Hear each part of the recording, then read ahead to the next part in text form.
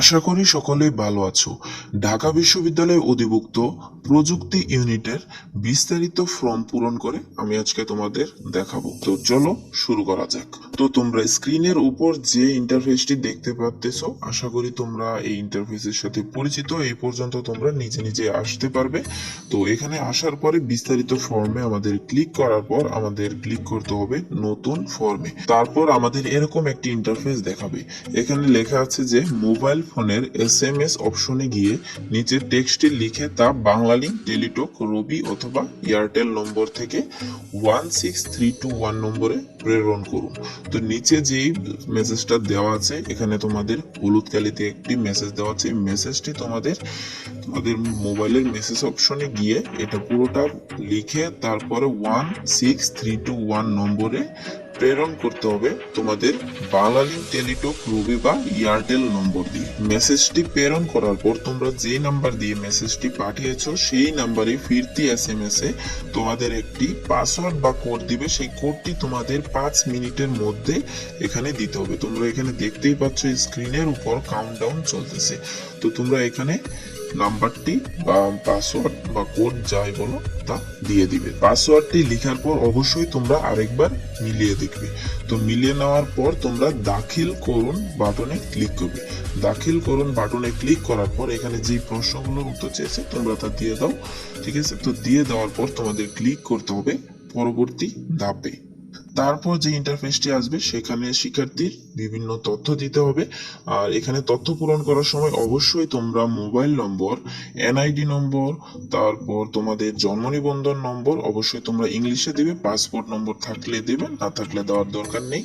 NID নম্বর থাকলে দেবে, না হলে দেওয়ার দরকার নেই।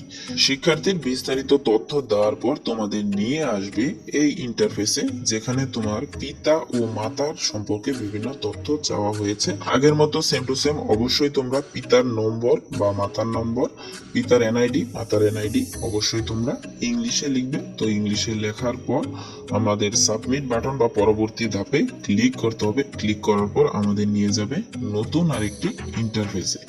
এই ফর্মে আমাদের স্থানীয় অভিভাবকের বিভিন্ন তথ্য চেয়েছে।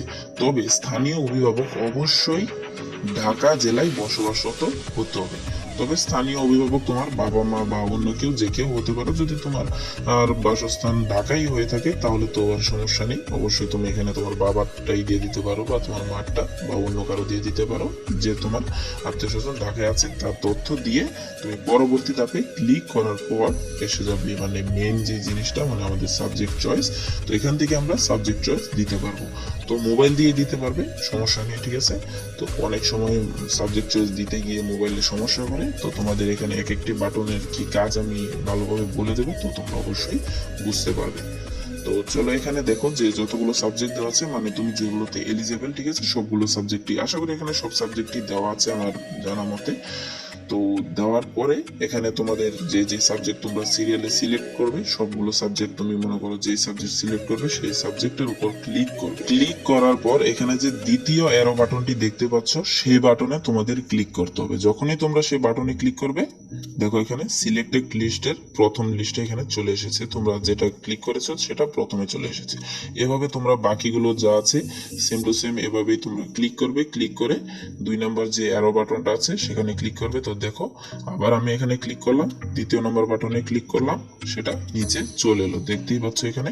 তো তোমরা মনে করো যে তোমাদের সাবজেক্ট চয়েস দিতে মানে প্রথমে ক্লিক করলা, ক্লিক করার পর এখানে লিস্টে চলে এসেছে, মানে ভুল হয়ে গেছে। তো তোমরা এখান থেকে বাদ দিতে চাচ্ছ।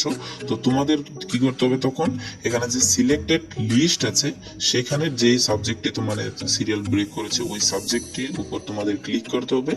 ক্লিক করে তোমাদের যে 3 নাম্বার অ্যারো বাটনটি আছে সেই অ্যারো বাটনে ক্লিক করলেই তোমার সেই সাবজেক্টটি আবার উপরে চলে যাবে। তারপর তুমি পুনরায় করতে পারবে। এভাবে তুমি চাইলে প্রত্যেকটা সবগুলোই ক্লিক করে আবার 3 নাম্বার অ্যারো বাটনে ক্লিক করে সবগুলো বাতিল করে আবার প্রথম থেকে তুমি সাবজেক্ট চয়েস দিতে হবে, সমস্যা নেই। মানে যতক্ষণ পর্যন্ত সাবমিট না করতেছো ততক্ষণ পর্যন্ত যতবার খুশি ততবার তুমি করতে পারো। তো এখানে দেখতেই পাচ্ছ আমি মনে করো যে 2টা সাবজেক্ট এখানে বাতিল করলাম। তো এই 3 নাম্বার যে অ্যারো বাটনটা আছে সেখানে ক্লিক করার পর দেখো তা আবার উপরে চলে গেছে। তো আশা করি তোমরা সকলে বুঝতে পেরেছো। তারপর তোমার সাবজেক্ট চয়েস দেওয়া শেষ হয়ে গেলে নিশ্চিতকরণ বাটনে ক্লিক করবে। নিশ্চিতকরণ বাটনে ক্লিক করলে তোমার যত তথ্য আছে, মানে এতক্ষণে তুমি পূরণ করেছো যা যাবতীয় তথ্য আছে সবগুলো একসাথে আসবে। তোমার সাবজেক্ট চয়েস থেকে শুরু করে যা আছে সব একসাথে আসবে। এখানে তুমি আবার ভালোভাবে এটা চেক করে নিবে। চেক করে নেওয়ার পর নিচে একটা বক্স আছে যে তুমি নিশ্চিত হচ্ছ যে সবকিছু তুমি সঠিকভাবে পূরণ করেছো। তো এখানে দেখতেই পাচ্ছ কি লেখা, আমি নিশ্চিত করেছি যে উপরের প্রদর্শিত তথ্যাবলী ও উপরের পছন্দক্রম সঠিক। তো